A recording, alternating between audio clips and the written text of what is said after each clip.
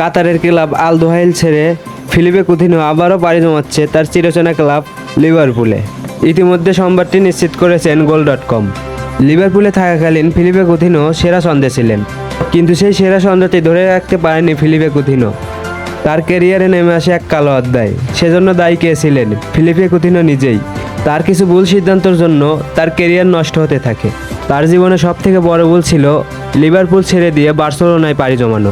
সেই সময় Philippe Coutinho ফর্মের তুঙ্গে থাকার কারণে নেইমারের রিপ্লেসমেন্ট হিসেবে চড়া মূল্যে কিনে নেয় তাকে বার্সেলোনা। কুতিনহো বার্সেলোনাতে যোগ দেওয়ার পর বার্সেলোনা কোচ তাকে এক এক সময় এক এক পজিশনে খেলিয়ে তার ক্যারিয়ারে ধ্বংস নামিয়ে আনে। তখন থেকেই কুতিনহোর ক্যারিয়ারে এক কালো অধ্যায় নেমে আসে। প্রতিনিয়ত বাজে পারফরম্যান্সের কারণে বার্সেলোনা কুতিনহোকে অ্যাস্টন ভিলার কাছে বিক্রি করে দেন। অ্যাস্টন ভিলাতে যোগ দেওয়ার পরে কুতিনহোর ক্যারিয়ার একেবারে শেষ হতে থাকে। কুতিনহোর অফ ফর্মের কারণে অ্যাস্টন ভিলা কোচ তাকে বেঞ্চে বসিয়ে রাখতো, এমনকি স্কোয়াড থেকেও বঞ্চিত করত। পরবর্তীতে তিনি পাড়ি জমান কাতারের ক্লাব আল দোহাইলে।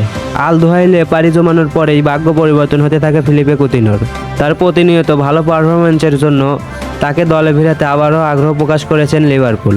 সেটা অলরেডি নিশ্চিত করেই দিয়েছেন goal.com।